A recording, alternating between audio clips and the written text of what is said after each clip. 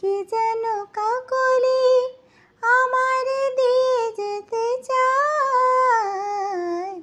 নিঝুম সন্ধ্যায়। দূর পাহাড়ে উদাস মেঘের দেশে ওই গধূলি